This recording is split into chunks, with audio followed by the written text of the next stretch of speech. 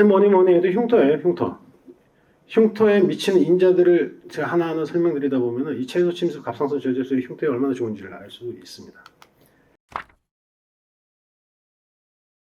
예, 안녕하세요. 갑상선암 센터장 김보국입니다.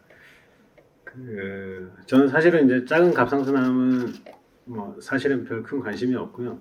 큰 갑상선암, 전이성 갑상선암 이런 데 사실 조금 더 관심이 있는데 일단 작은 갑상선암은 어떻게 하나요?라고 해서 강의할 게 없는데 이거 뭐 수술하고 빨리 치료하면 되지 뭘 어떻게 하긴 어떻게 이런 생각을 하면서 제가 강의를 조금 준비해봤습니다. 목차는 뭐 네 가지입니다. 아까 말한 작은 갑상선암 하지만 작지 않은 갑상선암. 그 두 번째는 액티브 서베일런스라는 게 있다라는 것만 제가 소개시켜드리고 제가 별로 여기에는 동의하지 않기 때문에 어떤 이유로 이런 것들이 이게 이제 능동적 감시인데 이런 것들이 생겼는지 제가 왜 동의하지 않는지 거기에 대해서 일단 말씀을 좀 드리겠습니다. 초기암의 여러 가지 수술 방법은 좀 전에 김희중 교수님이 대부분 다 말씀했기 때문에 뭐 그냥 빨리 하고 넘어가고요. 그다음에 저희 병원에서 제일 많이 하고 있는 최소 침습 갑상선 절제술의 장점에 대해서 제가 생각하는 몇 가지 이렇게 간단하게 말씀을 드리도록 하겠습니다. 작은 갑상선암인데 좀 너무 큰 걸 가지고 왔죠. 네. 근데 사실은 이 할아버지는 이게 10년 전에 만난 할아버지인데요. 그 당시에 84세였고 한 30년 전에 광주 어디선가 이제 오른쪽을 뗐는데 그때 아마 정말 고생을 하셨나 봐요. 그래서 이게 계속 커지는데도 이제 나는 죽어도 수술은 안 한다 하다가 아마 증손자였나 손자였나 증손자가 아마 뭐 대학교 뭐 졸업 사진을 찍어야 되는데 고등학교 졸업 사진이었나 할아버지는 안 오셨으면 좋겠다 뭐 이런 얘기를 듣고 이걸 떼야겠다 이러고 이제 저한테 오셨어요. 그리고 근데 이제 암은 아니겠지 하면서 이제 생각했는데 저게 암이면 이제 난리 난 거거든요. 그래서 일단 수술은 들어갔고 뭐 마찬가지로 이번에도 저 때문에 고생은 하셨습니다. 근데 하여간에 잘 회복은 하셨고 상처는 처음에 한 3개월째는 저렇게 이제 부종이 남아 있으니까 저렇지만 1년째, 2년째 이제 뭐 최종 조직 검사도 암이 아니었고 잘 돼서 이제는 서울까지 안 오셔도 됩니다. 집 근처에서 보세요라고 한 지가 벌써 이제 7, 8년 됐으니까 돌아가셨을지도 모르겠네. 하여간 근데 치료는 잘 됐습니다. 그리고 저 큰 게 암이 아니어서 얼마나 다행인지 모릅니다. 또 다른 환자분이 한 분이 있습니다. 73세 여자분이죠. 저한테 이제 트랜스퍼가 왔죠. 이런 뭐 재발을 한 것 같다 하면서 2004년부터 뭐 무슨 수술 받고 치료받고 다시 수술했는데 또 무슨 문제가 생긴 것 같습니다 하면서 이렇게 왔어요. 우리 2014년쯤에 아마 왔을 겁니다. 목에 불그락 하는 게 좀 다 조직 검사를 했더니 다 암으로 이렇게 나와서 치료를 했습니다. 몇 번째 재발이기 때문에 아마 분화도가 많이 나빠지거나 이게 상태가 많이 안 좋아졌으면 어떡하나 하고 이렇게 열심히 했습니다. 열심히 수술해서 그때 아주 뭐 보기 싫죠. 아주 울그락불그락한 암이 다 해서 조직을 깨끗하게 잘 떼냈고, 근데 이제 갑상선 암의 추가 치료 제일 중요한 게 방사선 동위원소 치료인데. 조직 검사. 조직 검사는 다행히 분화도가 나빠지지는 않습니다. 분화도가 나빠지면 저기 다른 이런 진단명들이 나오는데 그냥 단순히 오른쪽도 갑상선 유도암이고 재발한 것 같다. 왼쪽도 갑상선 유도암이고 재발한 것 같다. 특이하게도 근처 임파절들은 또 괜찮다. 그래서 이제 추가 치료를 했더니 이전에 방사선 동위원소 치료를 하기도 했고 뭐 남아있는 암은 없는 것 같고 그 이후로 이제 또 잘하고 경과관찰 잘하고 잘 계시는 할머니입니다. 하지만 이렇게 럭키한 케이스만 있는 건 아닙니다. 아까 처음에 큰 그 주먹만한 참여만한 것도 암이 아니어서 다행이었고, 두 번째는 여러 번의 재발을 통했지만 그래도 어떻게 분화도가 아주 나빠지지 않아서 치료의 가능성이 있는 상태에서 이렇게 치료를 잘 받고 이제 경과관찰하고 있죠. 세 번째 보여드릴 거는 제가 뭐 따로 환자분 사진이나 술 사진이 제가 너무 오래돼가지고 없더라고요. 이제 그래서 마지막 그 조직 검사 결과지만 제가 갖고 왔습니다. 그래서 연도가 2015년이죠. 7월 아마 다 같은 해였습니다. 그때 한참 큰 거 많이 할 때였거든요. 근데 보면은 이제 아나플라스틱 칼시노마라고 적혀 있는 게 이게 바로 그 유명한 갑상선에서 역형성 암입니다. 미분화 암입니다. 크기는 11cm였고요. 뭐 온갖 주변 조직, 기도, 갑상 연골, 뒤쪽에 뭐 후두 벽, 위쪽 뭐 모든 곳에 다 이 아나플라스틱 캔서, 갑상선 역형성 암이 다 묻어 있습니다. 수술은 저는 나름대로 깨끗하게 잘 됐다고 생각했는데 6개월이 아마 채 안 돼서 폐전이 뼈전이로 이렇게 돌아가셨습니다. 네, 그래서 뭐 이렇게 되지 않은 전전 케이스들이 일단 다행이라고 생각합니다. 일단 최근에 이제 아까 말씀하신 이슈가 되고 있는 작은 갑상선암은 좀 지켜봐도 되지 않나? 액티브 서베일런스란 말이 이제 그런 말입니다. 능동적 감시. 좀 더 쉽게 풀어서 나온 말이 이제 옵저베이션 트라이얼, 뭐 지켜보는 트라이얼 뭐 이런 뜻입니다. 아마 그 아주 그 진행이 느린 아마도 저희 뭐죠? 전립선암 이런 데서 아마 저 하고 있는 트라이얼들을 갑상선도 우리 좀 그래도 되지 않을까 하고 아마 시작한 이런 트라이얼로 제가 알고 있습니다. 그거에 근거가 되는 거는 이제 이토 병원, 일본의 박종수 교수님 친구분들이 다 운영하고 계시는 병원인데 이런 병원에서 뭐 간단하게 설명드리면 갑상선암이 좀 느린 것 같은데 수술 안 하고 좀 지켜볼까? 한 몇 년 지켜보자. 사람들 모아가지고 했더니 봤더니 처음에 조금 온순한 사람들 지켜봤더니 아주 빨리빨리 크지 않고 아주 빨리빨리 전이 안 되고 아주 빨리빨리 무슨 폐나 뼈 이런 데 전이 되는 사람도 그렇게 많지 않네. 결정적으로 죽는 사람이 없네. 요 이제 바탕으로 해서 이제 시작되고 있습니다. 암이 자라는 속도가 느리다. 임파절 전이가 그렇게 빨리빨리 안 나타난다. 그리고 측경부 임파절이나 원격 전이 별로 없다. 죽는 사람이 없네. 이런 걸 이제 이유로 이제 시작을 했죠. 하지만 이제 그 사람들도 이런 트라이얼 하는 사람들도 1cm 미만에서만 하는 게 좋겠다. 그리고 갑상선 유두암, 다른 뭐 여포암이나 뭐 이런 것, 수질암이나 이런 건 안 된다. 그리고 시작할 때 임파절 전이, 원격 전이 공격적인 아주 나쁜 이런 아형이 아닌 것들만 해야겠다. 그리고 뭐 기도식도 성대신경 이런 데 있으면 나중에 침범 나오면 굉장히 골치 아프기 때문에 나중에 블레임을 받을 가능성이 높기 때문에 이런 거 없는 걸로 이렇게 시작을 했습니다. 이런 케이스죠. 네, 제 환자입니다. 뭐 적당한 케이스가 없을까 하고 이렇게 찾아봤는데 뭐 올해 1월 1일부터 딱 찾아봤는데 1월 2일날 수술하신 분이 요 분이에요. 첫 번째 그냥 바로 걸린 케이스. 6mm, 1cm 미만에 피막 침범도 없고 피막 침범도 없고 기도하고도 멀고 사이즈도 아주 작고 뭐 딱 전형적으로 옵저베이션 트라이얼 할 만한 이런 케이스죠. 이 환자가 이제 나는 설명만 듣고 만약에 옵저베이션 트라이얼에 들어갔으면 아마 지금쯤 아마 한참 후회하고 있을 그런 환자입니다. 왜냐면은 그래도 내 상태가 어떤지 알아봐야겠다고 이제 병원에 왔고 검사를 해봤죠. 일단 뭐 가로로 보나 세로로 보나 다 6mm입니다. 했는데 임파절 하나 이렇게 못생긴 게 저 작은 암이 6mm 암인데도 불구하고 같은 쪽에 경정맥 뒤에 있는 임파절이 이렇게 조금 단단해 보이는 임파절이 있어요. 다행히 이제 우선 조직 검사에서 임파절 전이가 있는 게 확인이 됐고요. 분화도가 아주 나쁘고 이러면 펫 검사에서 막 드글드글 까맣게 보이는 경우가 있거든요. 근데 다행히 아직은 분화도가 아주 나쁘지 않은지 펫 검사에는 별로 나타나는 게 없어요. 그래서 수술은 했습니다. 이건 이제 측경부 오른쪽 옆목인데 4번 구역, 여기 중간에 이제 3번 구역, 중간에 뭐 목으로 가는 신경, 뭐 팔로 가는 신경들 다 잘 보존돼 있고 경정맥 잘 보존돼 있고 깨끗하게 임파절도 잘 걷어냈습니다. 그리고 중간에 이제 뭐 목을 움직이는 신경들 하나하나 한 가닥 다 잘 살렸고요. 그렇게 하고 아까 얘기했던 건강검진에서 우연히 발견된 6mm의 작은 암, 6mm면 정말 작은 겁니다. 쌀알 2개, 3개 정도 합한 거죠. 하지만 임파절은 측경부, 중앙경부 다 합해서 9개의 임파절이 전이가 됐고 뭐 이런 암들은 아까 얘기했던 그런 액티브 서베일런스 이런 데로 가서 본인이 물론 이제 이분들은 전문가를 찾아가서 열심히 검사하고 자기네 상태를 갖다 정확하게 알고 해서 이제 적절한 치료를 잘 받았는데 만약에 이게 만연해가지고 6mm면 아무도 수술 안 해도 된대, 옵저베이션 해도 된다라고 했으면 지금 좀 아마 많이 후회하고 나중에 뭐 전격 전이까지 우리가 생각해 볼 수 있는 그런 케이스입니다.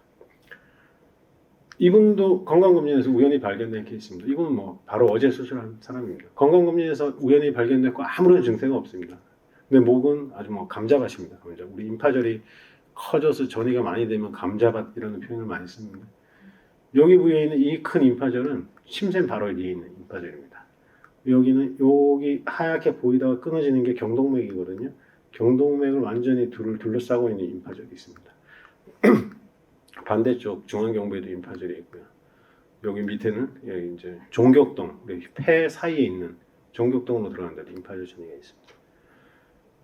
증세가 없고 온바람이 작다고 해가지고 다 옵저베이션을 할 수 있고 이런 게 아니라는 사실 강의 주제하고 조금 다를 수도 있는데 제가 느끼는 액티브 서베일런스의 개념은 이런 것들을 놓칠 수 있는 아주 문제가 있을 수 있겠구나 이런 생각을 항상 하고 있기 때문에 액티브 서베일런스를 하고 능동적 감시를 하는 환자가 많아지면 많아질수록 우리 같은 갑상선암을 전문으로 치료하고 하는 사람들이 조금 더 세심하게 좀 더 잘 평가하고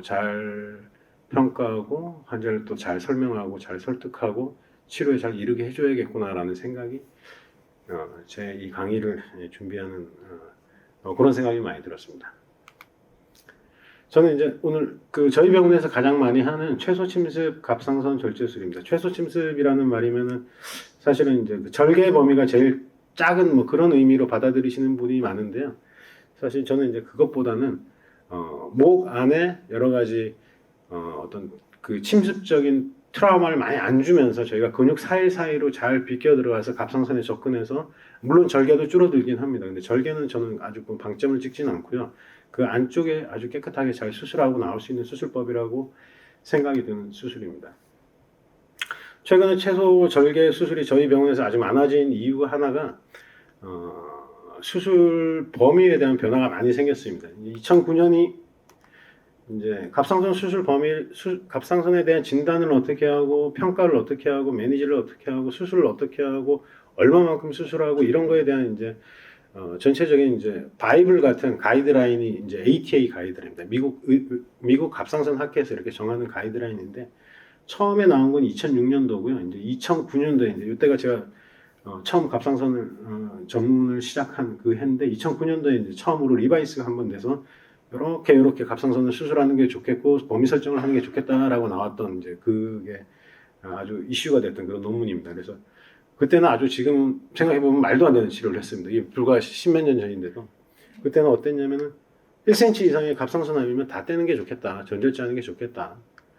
갑상선이 안에 잘 안 갇혀 있고 갑상선 껍질에만 살짝 묻어 나와도 마이크로스코픽하게 혹은 조금 튀어나와도 그로슬리하게 이렇게 인베이전이 침범이 있으면은 갑상선 다 떼고 방사선 요오드 치료하는 게 좋겠다. 임파절 전이 그때는 사이즈나 이런 것도 안 타졌어요. 아주 미세한 전이건 뭐건 이런 왜냐면 그런 걸 병리에서 표시도 안 해줬거든요. 전이가 있다 없다밖에 표시를 안 해줬거든요. 그래서 지금 같으면 아주 뭐 별거 아닌 우리가 크게 심각하게 보지 않는 내용들인데도 2009년도에는 저희가 거의 바이블 같이 느꼈기 때문에 다 이렇게 수술했습니다. 그래서 지금 환자분들도 이런 조건을 가지고 있으면 한 7, 80%가 다 전절제일걸요. 근데 지금은 완전히 바뀌었습니다. 왜냐면은 한 10년 이렇게 해보니까 이건 너무 과하게 치료하는 거 아니야 이렇게 하면서 근데 저희들뿐만 아니라 미국에서도 다 그렇게 생각하고 있었던 거죠. 그래서 16년도쯤 됐을 때 또 다시 또 에이트라인 가이드라인의 이 레코멘데이션이 다 바뀝니다. 그래서 4cm 이상은 전절제 하자. 근데 1에서 4cm는 우리가 좀 여러 가지 조건들 잘 따져가지고 너무 심하지 않고 이런 여러 가지 조건들이 반절제 가능할 수 있으면 주치의가 잘 결정해서 반절제도 충분히 할 수 있다. 3cm라고 해서 무조건 다 떼야 되는 건 아니다. 이제 임파절 전이도 이제 아주 초음파에도 확연하게 보이고 육안으로도 확연하게 보이고 이런 거 있을 때는 전절제하고 추가 치료 방사선 동위원소 치료하는 게 좋지 않겠냐. 초음파에도 안 보이고 수술할 때 육안으로 봐도 없던 게 현미경으로 보니까 아주 마이크로스코픽하게 1mm가 이제 뭐 1000 마이크로미터니까요. 한 500 마이크로미터 이 정도 들어있는 암을 갖다가 똑같은 전이로 우리가 취급하지 말자. 미세전이는 미세전이로 우리가 임상적인 의미를 너무 많이 두지 말자. 뭐 이렇게 바뀌었습니다. 그래서 드리고 싶은 말은 이제 최근 2006년, 2009년, 2015년, 2015년에 발표되고 2016년에 이제 퍼블리싱 된 거니까 이제 2024년이거든요. 2024년에는 또 바뀌었어야 된단 말이죠. 그래서 여기보다 우리가 또 한 발 더 물러나서 너무 전절제를 다 하고 뭐 이렇게 수술 범위를 너무 넓힐 필요가 없다는 거죠. 그래서 저희 병원은 지금 아까 말씀드린 2009년에 비해서 반절제가 훨씬 많이 늘었어요. 반절제가 훨씬 많이 반절제가 대략 7, 80% 되고 이제 전절제는 20, 30%밖에 안 됩니다. 이게 역전이 됐습니다.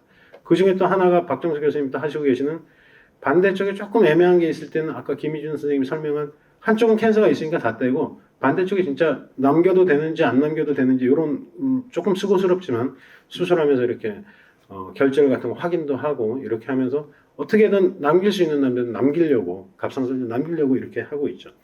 그러다 보니까 지금 저희가 지금 제일 많이 하고 있는 수술이 이제 최소 침습 절제술이라고 오른쪽에 식경부 쪽에 이렇게 절개를 하고 보통 뭐 선생님들마다 좀 다른데 뭐 한 3cm 전후로 하는 게 좋다고 하는 사람도 있고 저는 한 4cm 정도가 좋은 것 같아요. 그 이유는 제가 좀 다시 말씀드릴게요. 그래서 저희가 이제 최소 침습 갑상선 절제술을 많이 하고 있습니다. 제일 뭐니 해도 흉터예요. 흉터에 미치는 인자들을 제가 하나하나 설명드리다 보면 이 채소 침습 갑상선 절제술이 흉터에 얼마나 좋은지를 알 수 있습니다. 흉터가 하이퍼트로픽스과 킬로이드 나쁜 흉터가 나오기 전에는요, 그런 걸 피하기 위해서는 가급적이면 정중선을 피하는 게 좋습니다. 몸의 미드라인을 좀 피해야 돼요. 우리가 예전에 복부 배 길게 째고 했던 수술 중에 좋은 흉터가 없어요. 그리고 가운데 제왕절개 수술, 그리고 가슴에 무슨 문제가 생겨서 흉골 앞에 있는 흉터나 이런 수술들을 보면은 흉터가 이렇게 좋은 사람들이 거의 없어요. 같은 사람이 딴 데는 괜찮은데 그 미드라인으로 들어오면 항상 흉터가 나쁜 경우가 많습니다. 그래서 저희는 예전에 했던 컨벤셔널 전통적인 방법에는 요 가운데로 한 뭐 5, 6cm, 6, 7cm 이렇게 절개를 했었지만 어떻게든 가운데를 피합니다. 그래서 측경부 쪽에 절개를 하면은 측경부 쪽에 절개를 하면은 가운데를 피할 수 있어서 일단 나쁜 그 흉터를 피할 수가 있습니다. 그리고 뭐 이건 아주 기본인데요. 정형외과 선생님들 수술할 땐 꼭 그 관절을 째도 피부 결의 직각으로 째요. 관절 째고 뭐 어디 째고 할 때는 왜 그런지 모르겠는데 우리 몸은 다 결이 있거든요. 목은 이렇게 돼 있고 손목 이렇게 보면 다 결이 있어요. 그 결대로 절개를 하면 흉터가 아주 좋습니다. 근데 정형외과 선생님들 꼭 그 직각으로 하죠. 흉터가 아주 더러운 흉터가 많이 나오죠. 근데 저희는 항상 목에 아까 하키스틱 보셨죠? 하키스틱도 같은 사람인데도 니은자로 쬐을 때 밑에 일자는 아주 좋아요. 흉터가. 근데 이제 결로 이렇게 직각으로 역을 형성하는 그 운동은 아주 나쁩니다. 아주 흉터가 더럽게 나옵니다. 그래서 하키스틱은 절대 이제 저희는 하지 않는 그런 절개고요. 항상 중요한 게 정중선은 가급적이면 피하는 게 좋고요. 그리고 어쨌든 정중선이랑 가급적이면 좀 멀리 떨어져가지고 피부결, 스킨 크리즈 라인이라고 하기도 하고 스킨 폴드라고 하는데 그걸 다 이렇게 따라서 하면은 흉터가 좋습니다. 이게 이제 예전에 수술했는데 이 가운데 이제 유착이 와가지고 이 움푹 패입니다. 여기 눌러붙었습니다. 제가 이 원인을 한참 생각해봤는데 100% 맞는지 안 맞는지 모르겠는데 우리가 목을 수술하다 보면 피부 바로 밑에 얇은 넓은 목근이라는 이 근육층이 있습니다. 이건 근막이 없는 얇은 아마 돼지고기나 뭐 비슷한 게 있을 겁니다. 그래서 이 층에 위해서 우리가 절개를 하고 수술을 하면은 이런 게 절대 안 생깁니다. 근데 그렇게 할 때도 조금 안으로 들어가면은 요 넓은 목근이 끝나는 부위보다 안쪽으로 들어가면 여기가 생기는 경우가 가끔 있어요. 그래서 저는 지금 요즘은 가급적이면 넓은 목근 안에서만 절개를 하고 수술을 합니다. 그랬더니 넓은 목근 안에서만 수술하면은 여기는 이제 지방 조직이 많이 있거든요. 지방 조직이 열리고 끊기고 염증이 생기고 하면은 이런 식의 유착을 잘 만드는 것 같습니다. 그래서 이 가운데 정중 부위를 지나면은 이런 예전에 정중으로 수술했을 때 많이 생기던 거거든요. 근데 지금은 많이 없어져서 이런 것도 넓은 목근의 범위를 안쪽으로 벗어나지 않고 여기에서 이렇게 수술하면 아주 좋은 결과가 나타날 수가 있습니다. 이건 생기면 아주 굉장히 괴로운 유착이거든요. 아까 말씀드린 뼈 위나 관절 근처의 상처는 비후성 반응이 잘 생깁니다. 목에서도 이게 예전 선생님들이 지금도 이 뼈 근처에 내리면 이게 뭐 티를 입었을 때 뭐 가려지는 부위니까 뭐 좋지 않냐 뭐 이렇게 하면서 요 근처에다가 이 절개를 하시는 분들이 많이 계세요. 근데 다 그렇지는 않지만 다 뭐 나쁜 흉터가 나오지는 않지만 나쁜 흉터가 나오는 확률이 훨씬 더 높아집니다. 그리고 나오면은 뭐 티나 목걸이 두꺼운 목걸이를 가려지는 그 정도가 아니거든요. 그래서 생겼을 때를 대비하지 말고 차라리 이렇게 잘 올려서 투핑거 이상 올려서 뼈에서 투핑거 이상 올려서 이렇게 수술하는 게 흉터를 피할 수 있는 좋은 방법입니다. 그리고 또 중요한 게 흉터가 예쁘게 나오려면요. 우리가 이제 절개창을 열고 우리가 지금 저희가 다 쓰고 있는 방법이 저희는 절개창 열고 이렇게 공간을 만들고 나면 두꺼운 실리콘으로 이 엣지를 한번 다 둘러싸요. 그러면은 우리가 공간을 확보하기 위해서 우리가 쓰고 있는 여러 가지 견인 기구들, 이렇게 늘리는 기구들이 있고 그 기구들이 아무래도 이 트라우마를 많이 입으면 많이 입을수록 피부 엣지가 상하고 엣지가 상한 엣지는 나중에 비후성 반응이 많이 생겨요. 그래서 저희는 수술을 할 때 절개를 조금 충분하게 하고 그 확보해놓은 엣지를 갖다 실리콘으로 잘 싸가지고 트라우마를 안 입게 저희 굉장히 노력을 하고 있습니다. 그래서 너무 작게 하면은 아무리 뭐 그런 걸 둘러싸도 또 엣지가 트라우마를 많이 입거든요. 그러면 또 이게 엣지가 상하고 이 더러운 흉터가 올라오기 때문에 저희는 어떻게든 조금 여유 있게 3cm보다 4cm로, 그리고 목이 조금 두꺼우신 분들은 5cm까지도 저희가 열고요. 얇은 40kg 여성분들은 어떻게든 3.5cm 뭐 이 정도, 꼭 필요하지 않은, 하지만 필요한 만큼은 꼭 하는 게 좋습니다. 그리고 실리콘 프로텍터 꼭 사용해가지고 스킨 엣지를 잘 보호하면 흉터가 예쁘게 잘 나옵니다. 요거는 이제 또 뭐 모든 수술의 기본인데, 정확한 플랜을 따라서 근막 다치지 않게 우리가 들어가려는 공간을 잘 예쁘게 잘 찾아가야 예쁜 수술로 잘 끝난다, 뭐 이런 말씀입니다. 그리고 유착 방지제를 적절하게 잘 써서 눌러붙지 않게 하는 게 중요하고, 그리고 감각신경 어떻게든 살릴 수 있는 만큼 최소한 잘 살려서, 갑상선 수술하고 나면 이게 둔해지거든요. 목의 감각이 완전히 다 없어지거든요. 근데 신경을 잘 살려놓으면 한 두어 달 있으면 살살 또 살아나요. 어떻게든 살릴 수 있는 이 횡경 신경을 어떻게든 살리는 게 요즘은 되게 중요하게 여기고 잘 하고 이렇게 수술하고 있습니다. 뭐니 해도 정성껏 깨매야 됩니다. 마지막에 이렇게 해서 저희가 어떻게든 환자분한테 좋은 수술 방법을 하기 위해서 노력하고 있고, 애쓰고 있고, 공부하고 있고, 고민하고 있고, 이렇다는 거 말씀드리고요. 하여간 최소 침습 측경부 절개를 이용해서 갑상선 수술을 하는 거는 최근 반절제나 여러 가지 최소 수술 범위를 지향하고 있는 현재 트렌드판에 이 갑상선 이 수술에서 저희 일산병원이 굉장히 선도적으로 잘 이렇게 리딩하고 있는 그런 수술 방법이라고 생각되고, 이 수술 방법의 최초 창시자가 이제 박종수 교수님이고, 제가 한 10년 전에 약간 모디피케이션 조금 했는데 그때 박종수 선생님 아이디어가 좋다고 해서 저희 그렇게 하고 있는 수술임을 조금 소개를 드렸습니다. 간단하게 요약드리겠습니다. 그 대부분의 암은 좀 느리긴 합니다. 근데 그 어떤 암이 느리고 어떤 암이, 아까 보셨죠? 39살이 임파절이 이렇게 전이가 됩니다. 그걸 누가 어떻게 될지 누가 구분하겠습니까? 많지는 않습니다. 근데 그렇다고 해서 아주 또 적은 숫자가 아닙니다. 저희가 10명 수술하면 한두 명은 진행성이거든요. 그 한두 명을 어떻게 이니셜의 초기에 다 구분을 할 수 있겠어요? 그래서 많은 갑상선암이 진행이 느리긴 하지만은 그렇지 않은 경우를 우리가 정확하게 구분하거나 걸러낼 수가 없습니다. 그 어떤 암도 어떻게 진행할지 정확하게 예측할 수가 없습니다. 아직은 예측할 수가 없습니다. 점차 갑상선암의 수술 범위는 줄어들고 있으며 방사선 동위원소 치료, 일단 전절제가 확실히 레코멘데이션 되지 않는다는 말은 방사선 동위원소의 적응증도 줄어들고 있다는 그런 뜻이거든요. 아까 말씀드린 2009년도에는 갑상선암 환자 10명 있으면 7명 전절제하고 방사선 동위원소 치료 7명 했어요. 근데 지금은 2명, 3명으로 많이 줄어들었습니다. 이렇게 수술 범위가 많이 넓지 않은 초기 갑상선암 이런 암들은 우리 수술 범위에 수술 방법에 여러 가지 옵션이 있다는 걸 알고 계시면 되겠고요. 지금 여러 가지 옵션 중에서도 최소 침습 절개는 모든 다른 방법의 수술을 결정하는 제일 중요한 이유는 흉터거든요. 근데 흉터가 아주 만족스러울 만큼 해결된다면 굳이 멀리서 하는 로봇 수술이나 이런 것들을 너무 그렇게